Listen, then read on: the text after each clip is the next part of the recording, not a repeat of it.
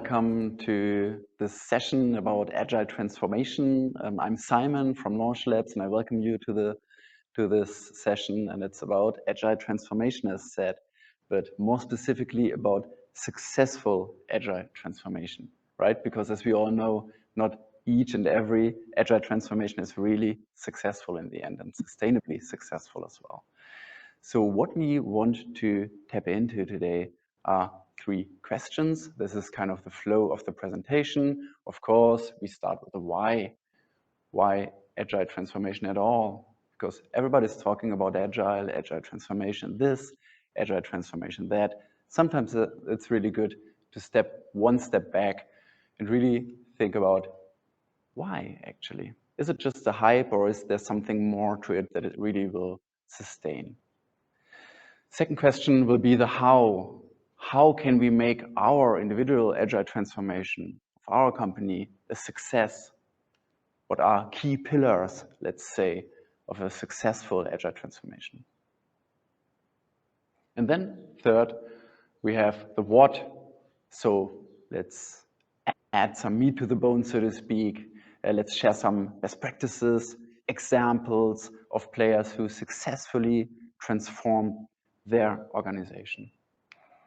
Okay, let's jump into the first question, the why. Before I will give my 5 cents regarding this question to you, I would really like to tap our brains in the beginning, to pick our brains of all of us and to tap into our swarm intelligence a bit here, and start with a small Menti. You can just scan this QR code with your phone, take your phone, scan it, and then you can answer the questions, or you can use the link, the menti.com link, and there you can just submit your answers. And you don't have to wait until you have all the answers. You can just submit answer by answer so that we will have a nice cloud of words and can discuss a bit what you think is the why of Agile Transformation. Okay, now I already see the first answers. Kaizen, time to market, and adaptability, of course. These are important things. We want to be adaptive to fast-changing environments, right, and come up with good solutions. Customer satisfaction, yes. Customer centricity, very important point of the why of Agile Transformation. Ooh, happiness of employees. I like that one as well. Yes, happiness. Happiness is a big topic. Satisfaction of your own employees as well. Changing life. Wow, that's a big one. Up here. Ooh, that's a deep one. Changing life, yes. And from my point of view, that's true. If you really change the way we are working together, you are changing the way we are living together as well. Less complexity in yellow here, up here, interesting one as well. Yeah, complexity definitely is a big topic for the why. I see the same. What else do we have here? Survive. Oh yeah, that's a good one as well. In very fast-changing environments, just to survive, you already have to be transformative. You already have to be adaptive. You already have to transform your own organization, maybe. Arbeitgeberattraktivität, employer attractivity, very, very important point. I mean, the war for best talents, you know that there's a big struggle to get the right people. And with an agile company, maybe you attract the right people to work for you and with you. What else do we have? Customer centricity, I see.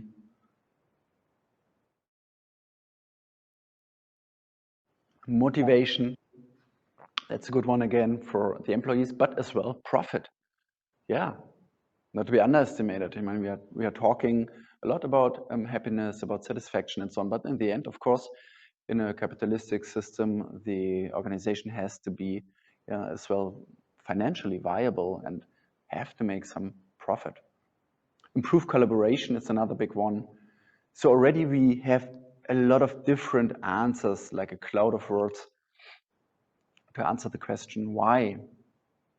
And now I would like to share my 5 cents, as I mentioned in the beginning, regarding the why. And actually, it already has been mentioned here, and this is really good to see. Actually, a lot of points have been mentioned. I could just give away my presenter and leave the stage because you guys have already solved all the puzzles. Thanks a lot for that. But let me continue and give you at least a little bit of my views regarding this topic.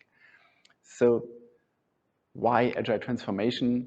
To make a long story short and to make my life easy, complexity, of course. Complexity, that's a big, big answer to the why.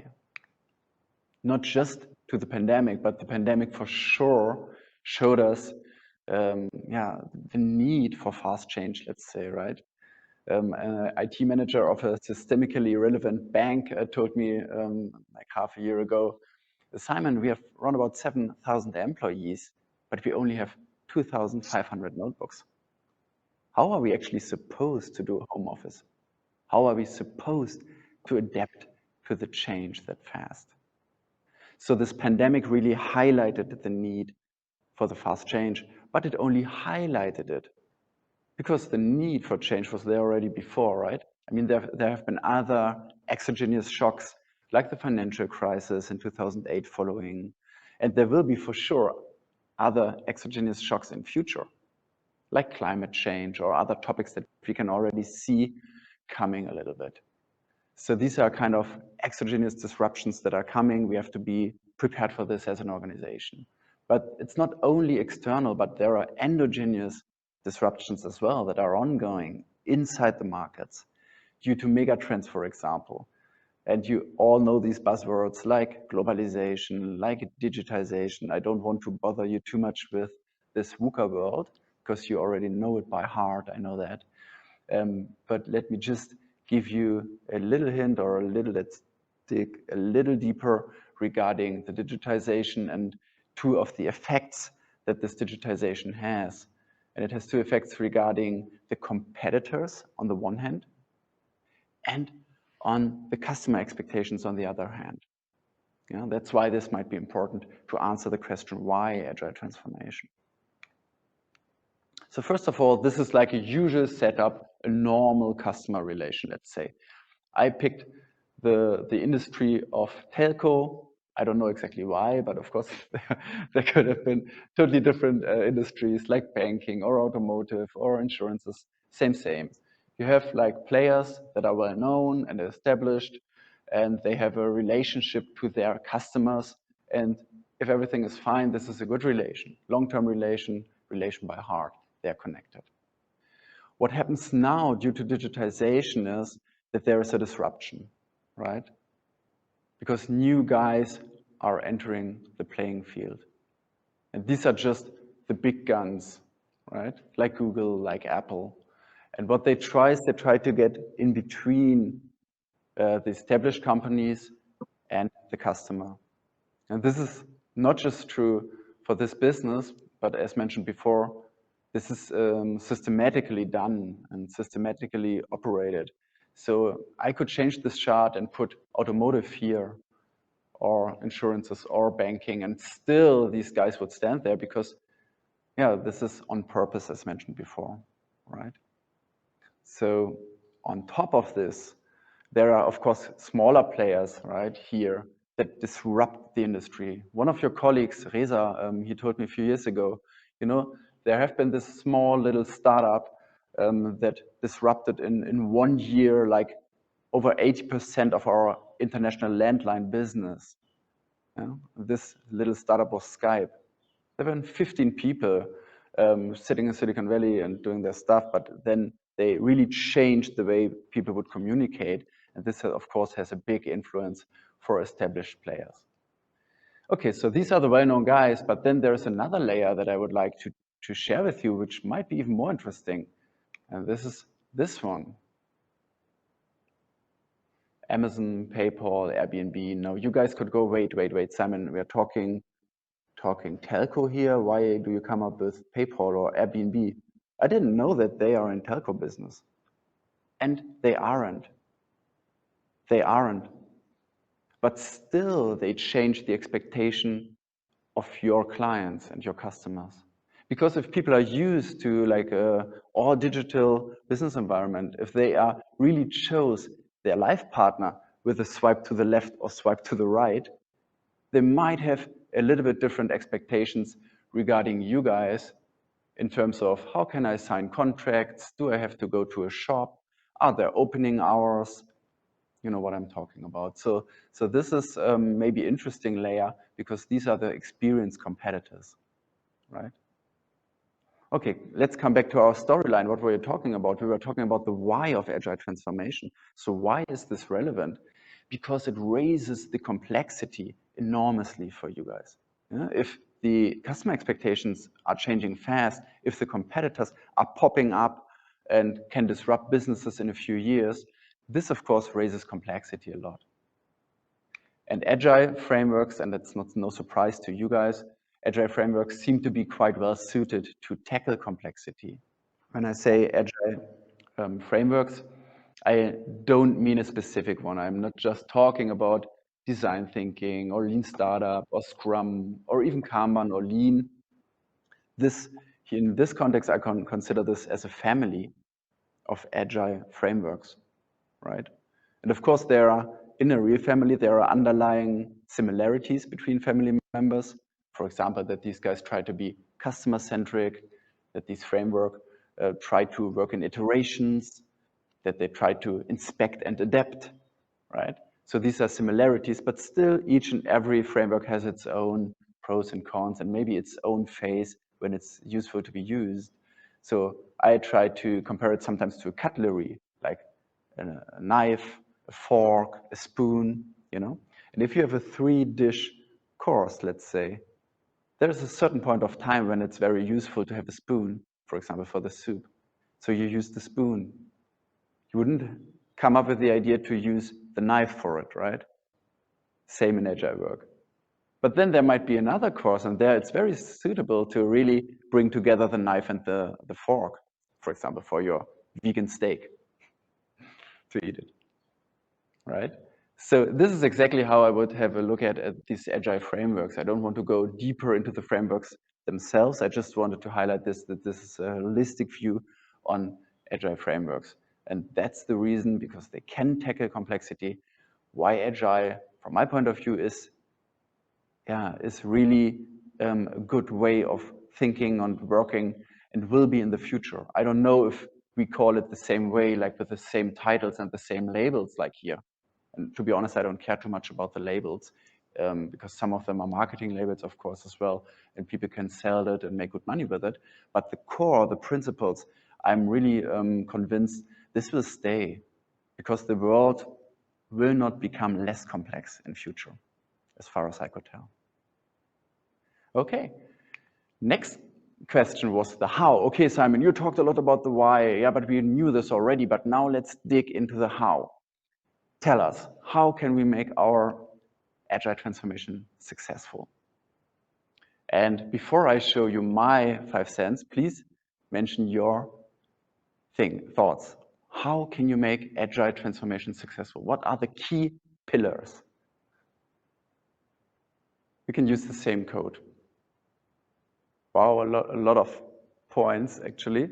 More and more are coming, so I just read out loud a little bit what I can see here. Curiosity, trust is in the middle of it. Mindset, communications, to communicate, that's a big one, obviously. Curiosity, together. Empowerment again of people, the commitment. Mindset,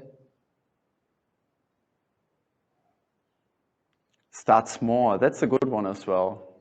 If you want to make your Agile transformation successful, maybe you want to start small, but you want to start, that's an important one. Involvement, together, yeah, that's a good one as well. Togetherness, you can't do an Agile transformation just by your own, just on your own. What else do we have there? Transparency, very important one as well. This is one of the basic values and principles of most of the frameworks that we have touched before, to really be transparent, to play with open cards, so to speak, to show what there is, and to show failures as well. That's important as well. Be open to learning. Trial and error, exactly. This is what we're talking about. Be open to experiments, right?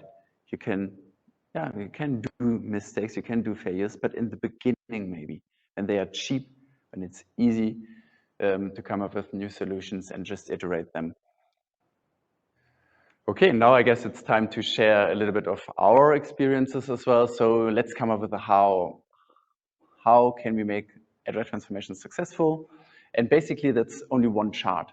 So not hundreds of PowerPoints for you right now, just one chart from my side with 3 pillars that from my experience are really, really good to make a Agile transformation successful. First pillar is the learning labs. That's what we call learning labs. Basically, these are trainings, really immersive trainings where you learn or teach the tool set, the methods, as well as the skill sets, for example, knowledge about the process.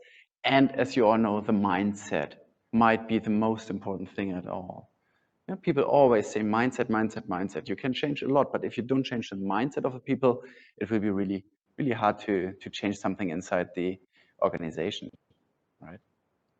Okay, so these are kind of the learning labs, and I will show examples later on for this one. But if you have trainings and learnings, then of course you want to make use of it and show that it really works. And this is exactly what the second pillar is all about. It's the project labs. These are agile projects where you can really show that agile work really helps. And if you cannot show that it helps, actually, maybe then that's not the right thing for your company. Really important from my point of view to really show it helps us solve our real problems. It's not just to please the leadership, right? And the third pillar is the culture labs. That's a bit more fuzzy one because it includes a lot. For example, spaces. Like you can see here a photo, or you can see around me maybe a little bit the space that we have here, and you know all these like innovation labs and creativity spaces that really can help make an agile transformation a success.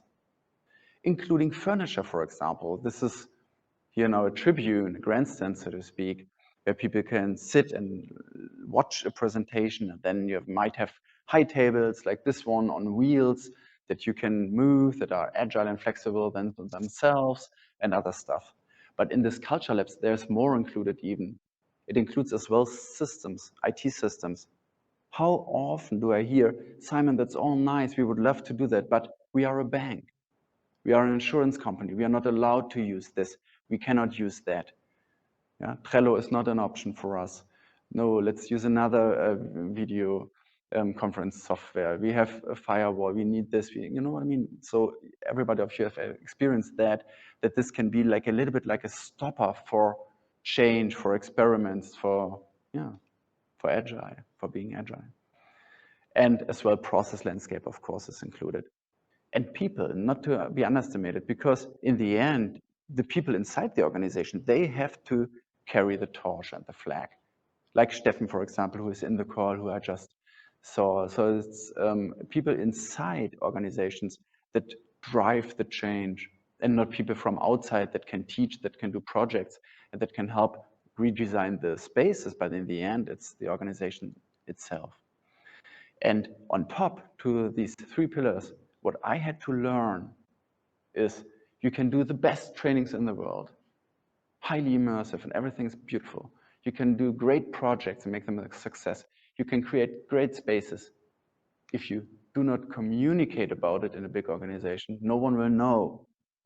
Nothing will change. We are talking here organizations like the Telekom or like Volkswagen or like Accenture, and even like bigger of these medium enterprises. You need communication, and even for the small ones, because you want to change the mindset. So you need to speak with the people so that they understand the why, right? And for example, this learning lab here, there you create multiplicators. If people go out of these sessions and say like, yeah, that's great, let's do this, we can do this as well, you communicate already, you already change something. If you create projects that are like lighthouses, that are success stories, that can become narratives, this changes something in the long run in organizations. And for the culture labs, I guess the space speaks for itself. Sometimes if you enter one of these spaces, I guess it speaks for itself. Maybe best you can compare it to, let's say, a church. Yeah, one of my most favorite churches is the Santa Maria de la Mar in Barcelona. If you enter this church, no one has to say to you, Simon, please be calm, please behave yourself, please be humble, because the space speaks to me and says, Simon, just shut up, stand there and enjoy. Yeah. And that's powerful. And the same goes for spaces like this one. It doesn't say be humble, but maybe it says, hey, you can't make any mistake. Hey, you can be creative. Hey, come up with something, just try out. Not a big deal. And it helps you to be more creative, so to speak, right? Okay, having said that, now of course we want to tap a bit more into the what of Agile transformations, right? So what are examples, what are best practices? And this is about some examples, best practices from Launch Labs, but it's not about Launch Labs. This is important for me. It's not about us. It's about the examples and best practices of our clients. And I hope that first it shows the power of the three pillars that we just discussed. And secondly, that it inspires you to find your own way. Because in the end, from my experience, there is not like this cookie cutter way of Agile transformation. You just have to do this or that, then that's it. But in the end, it's always an own individual path to a successful transformation. Right? Okay, so let's dig a bit deeper here. First one. Enabling Agile coaches through blended learning experience. There is a photo missing, if I'm correct. So at least I cannot see it, maybe you see it. But even if there isn't a photo, that's not a problem. I can just talk about it. This would be just a nice photo of a training session. And it's an example from the Telekom, actually. And some of the guys here might have joined this curriculum. It was a blended learning experience, Agile Coach curriculum that we started a few years ago. So first of all, you have to think in terms of learnings, because we're in the first pillar right now, the learning experiences, as a curriculum, right? You start very like first as a basic, as a beginner, you want to learn something, you have maybe a mini intro, maybe you have do a practitioner or something more that you can be a moderator yourself in these sessions. And then later on, you come more and more into these advanced classes like master classes. And the Agile Coach curriculum that we did with the Telekom is some kind of like this step where you really have already experiences in the field of Agile frameworks, right? In German, I sometimes say it's like die eierlegende Wollmilchsau. I cannot translate this in English, but I guess it means something like the superheroes of Agile transformation, because these are the guys that really make it happen, like Steffen and like his colleagues, so that they really have their projects. They might be even huge projects, safe with 120 people, might be international, St. Petersburg, Bonn. And these guys, how do you train them? So what we came up with is kind of an applied training, so that they can bring their own cases. Yeah, we wouldn't like just talk theory, but really bring their own cases, and with the own cases, try to learn something new, try it out, make experiments, and then with your colleagues in peer groups, can exchange your knowledge, can exchange your learnings. This is kind of the way how it works in this training, in this applied training. So kind of a holistic approach with different perspectives. It's not just design thinking, not just Scrum, not just systemic coaching, but includes different angles and different theories, like holacracy included, like organizational change, etc. Now this training, of course, in times of the pandemic, we had to like transfer into blended experience, into a situation where you have check-in calls, where you have video inputs, where you have peer learnings. So it's more and more like went into a blended really learning experience. This is not just virtual or just in person, but both kind of. So the next example, again, a beautiful photo is missing here, but doesn't matter. I will talk very briefly about this project. It was a hybrid smart banking lighthouse, actually. And it was with one of our clients from IT background. So a big IT deliverer, global company. And the location, the team was, so to speak, was located in Bangalore, India. And I and my team, we were sitting in Berlin. And the markets we were tackling were the US market and the UK market for smart banking. And what I want to highlight here is, again, this the second pillar, it's projects, how this project work can change an organization a little bit. Because what these guys did very well is that they included agility into a project, into a challenge. So for example, we would come up with a lot of like customer research, qualitative research, would create persona together, right? To dig deeper into the customer centricity topic. And then they of course had nice brainstorming sessions, the prototyping, first MVPs, tested it, iterated it, and so on. That's the drill. You might know this. It's not a big deal, but in general. But if you integrate this in a real project and can show that even for a project where a lot of like different locations are included, like Pune, Hyderabad, Chennai in India, and Bangalore, of course, and Berlin, and then other markets, then this already shows, oh, there might be some power in this method and this framework. And this was really kind of a lighthouse internally to promote the idea of, hey, let's go further down the road of Agile transformation. And the last one, and hey, surprise, we have a photo again. So this one, you have a photo. It's about an Agile Innovation Lab. So the third pillar, so to speak, the culture labs, the space. And this was nice because actually they reached out to us as a big medtech company. They reached out and said, like, we want to change our DNA in terms of human-centered DNA, right? So we integrated this agility as deep as possible in the space. And you can see one nice little feature maybe over here. This is the coffee area that we designed for them. It's like to do, doing, done. So you have your own Kanban board for your coffee. So we thought this might be a fun way to integrate the logic of Agile working even into your DNA, like physically with your cup of coffee. Then you see sprint areas here where you can just really work intensely in a sprint, come up with solutions for complex problems in a short amount of time, really do the work. And of course, recreational area where you have more like space and time and can relax, because this is a big culture change as well in Agile transformation. You cannot sprint the whole time, right? But you need this kind of breaks. Very important that the management is not thinking, okay, sprints are working really well, Simon. Let's just sprint the whole time. No, this is not how it works, actually. You need time off in between, and you need time to relax and to digest. Of course, today this has to be in hybrid scenarios as well. So, of course, we came up again with this grandstand tribune and all the technical features to have like a virtual and hybrid session as well. Actually, this October we'll have the first test for it, like real life tests for a lab day, where Schweinfurt and Bad Homburg and the US will come together in a hybrid session.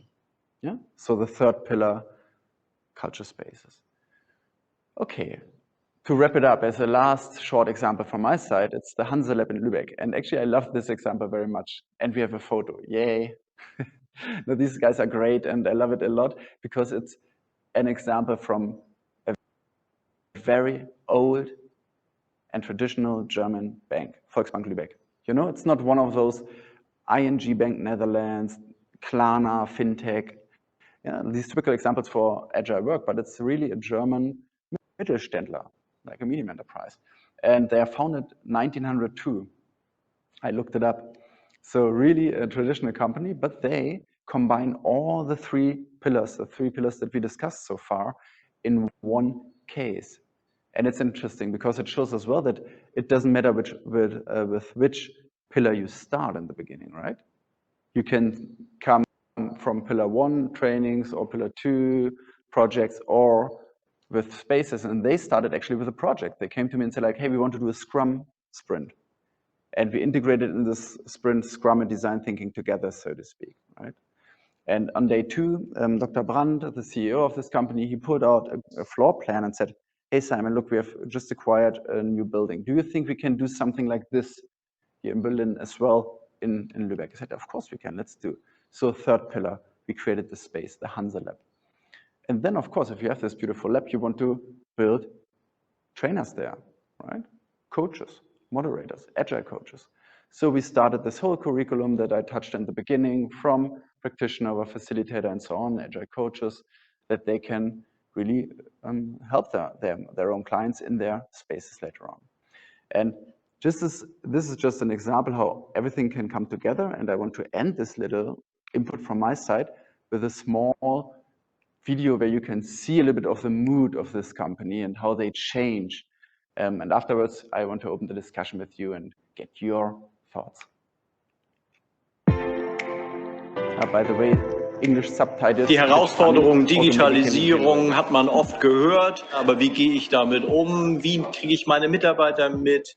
Da habe ich hier heute neue Impulse bekommen. Ja, beim Agile Lab geht es ja um die Themen Mensch, Raum, Methode. Und der Mensch steht ganz klar im Mittelpunkt. Und deswegen kann man, glaube ich, viel mitnehmen, was angeht, zu verstehen, was die eigenen Kunden und Kundinnen wirklich brauchen und wollen. Und auch die eigenen Mitarbeiter, Mitarbeiterinnen wirklich brauchen und wollen.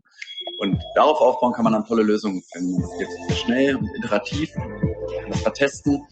Und das ist eigentlich so der Kniff beim Ganzen. Das Agile Lab ist für mich eine ganz neue, spannende Aufgabe, weil ich ja als agiler Coach tätig bin und ich bin ganz gespannt, hier möglichst viele Leute zu treffen, sich zu vernetzen und hier agil zu arbeiten. Für mich das Agile Lab die Zukunft der Arbeit ist. Ja, auf jeden Fall würde ich sagen, dass es so ist, aber das Wichtige ist eigentlich vielmehr, dass wir flexibel bleiben müssen, weil die Dinge verändern sich weiterhin und deshalb sind wir nicht die Zukunft, aber wir müssen mit der Zukunft mithalten und uns deswegen flexibel verhalten. Das Interessante sind halt auch diese Bezugspunkte, die man hat, dass man halt noch die alten Nischen verwendet hat, die es früher gab und man von einem Raum zum anderen auch schauen kann, was los ist und immer wieder diese Connection hat und weiß, wo was passiert, aber trotzdem jeder Raum für sich funktioniert und jeder ja individuell auch ist von seiner Darstellung her. Sie werden hier in diesen Räumen sehr viel Bewegliches sehen. Sie werden sehr viele Kontraste sehen, alt, neu, immer eine bestimmte Unruhe, die wir hier schaffen und schaffen wollen. Unruhe ist so ein bisschen eine Voraussetzung für Kreativität.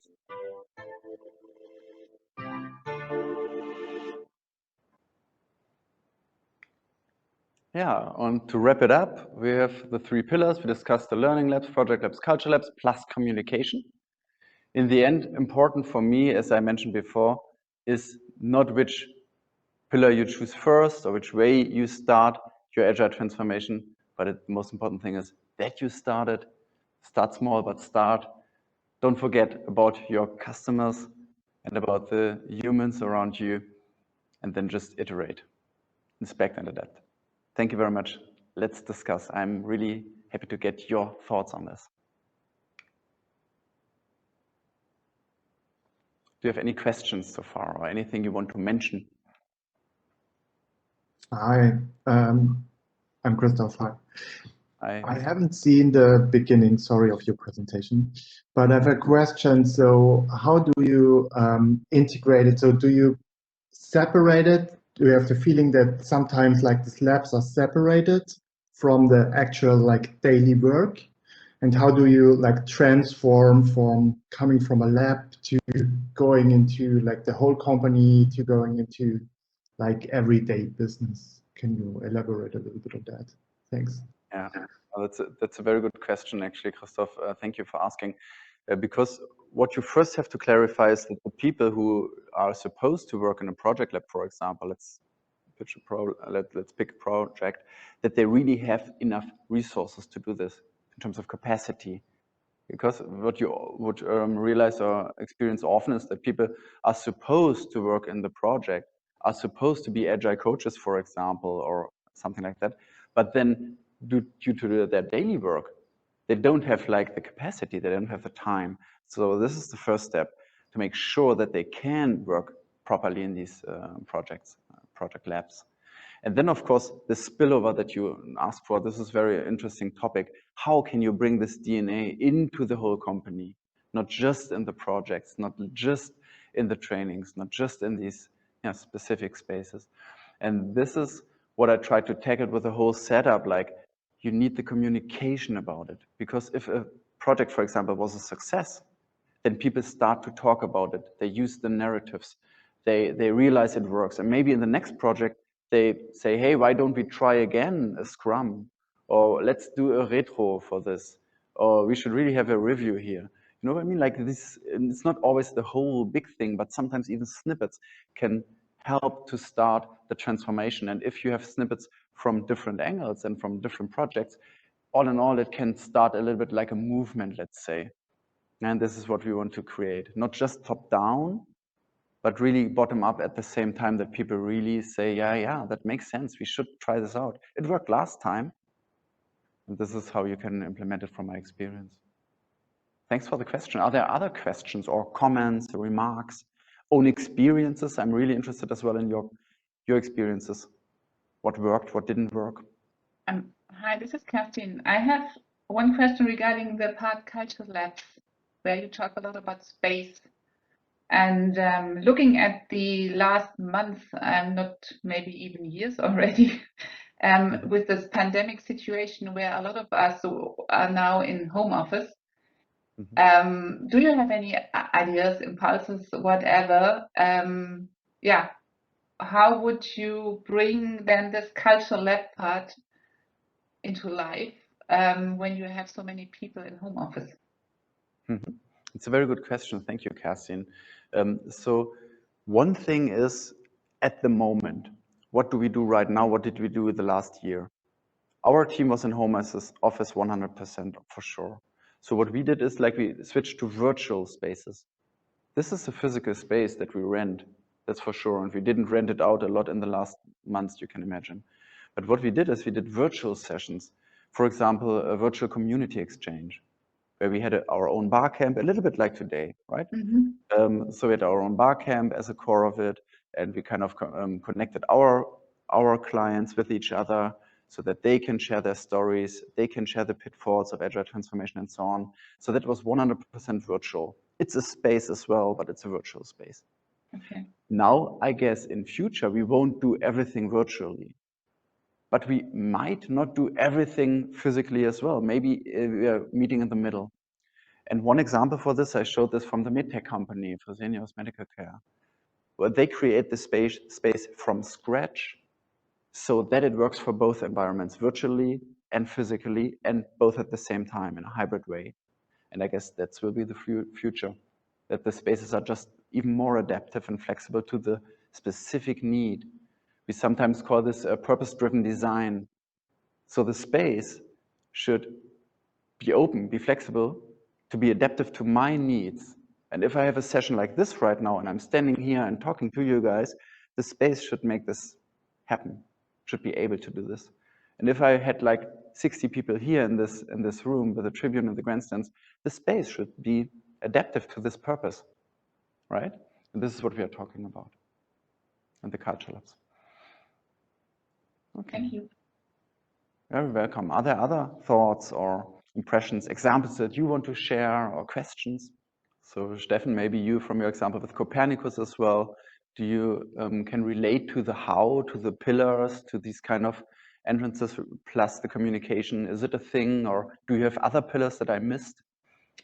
We can relate to it. The biggest problem for me is most times the company context. Like, it works really well in small pilots and in smaller spaces where you already said, where the involved people have the time to do the things, they have the time to be creative, to grow.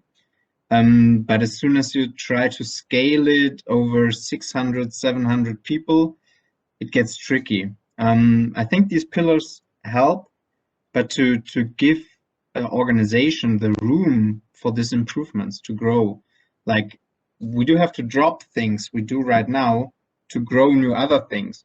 And this is really, really tough often to get the message across, not only in the management, but also with a lot of the employees, I think.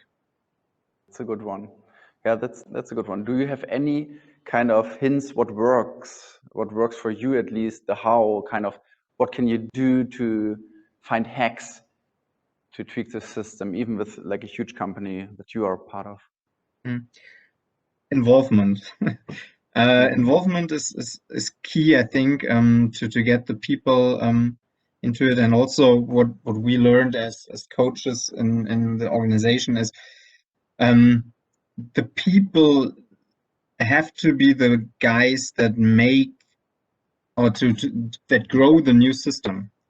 It's not useful if coaches go there and work with only a handful of people, like management or something, to create the future organization, or to create new ways of working for the whole team, you always have to work with the guys that work in the system, and they have to be the ones who decide how to do it. And it's really great to work in, like you had the project labs, or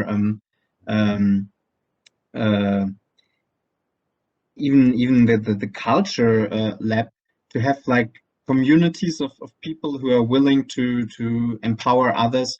But as I said, you always have to look that you get the Vorbedingungen. Presuppositions. Right. The guys need to have the time to do it and to have the freedom to do it. And I think these are key prerequisites for such a successful transformation. Yeah, it's a very important point, Stefan. Thanks for highlighting this.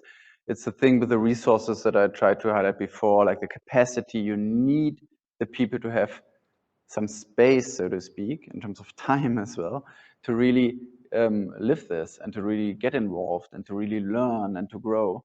And this is true for a broader range of people, not just a small minority. Still, I guess to start small, that's okay. As long as you start with a team of dedicated people.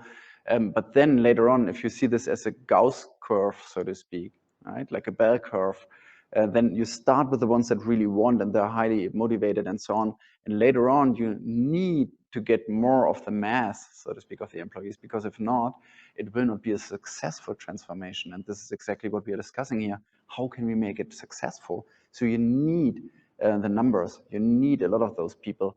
And I try to highlight here, how can you convince these people, right? Like, for example, with multiplicators, like, for example, with communication and spaces that they see, oh, this is different. And still, you need, of course, the backup from top management to get them some time, that they have time to learn, that they have time to try it out. And in terms of culture as well, if I try out something, it can go wrong, right? So if somebody says, yes, here you have the time, but if you do any mistake, if you make any mistake or do any failure, this will be really bad, then of course no one is everybody's afraid kind of to stick their head out. So this comes together, then you can maybe convince more of the people. I would not say you have to convince all of the people in terms of the Gauss curve, because in the end, there are always some people who maybe say like, no, it's not for me, and I don't want it, and I don't want to change at all. Don't try to convince these people too much, because it will cost you a lot of energy, and it won't bring the success in the end. But if you start with the first movers, so to speak, and then get deep into the Gauss curve, then you may be getting enough people to transform the organization successfully. Thank you so much for the discussion. That's really, really intriguing. I would love to go on with it. In terms of timing, what we still have to do is a little feedback. Thanks a lot. And if you have any questions after the session, if you're interested in more details, what I can see here, more concrete tips, if you want to discuss something or if you want to share something with us, let us know some things. Or if you are interested in becoming a member of this community exchange that I mentioned, where clients of ours share their views and share their experiences, feel free to reach out to me. Just drop me a line. You can find me on LinkedIn and find our website, launchlabs.com. And yeah, I'm really happy to get connected to you. Thank you so much for your time. Bye-bye.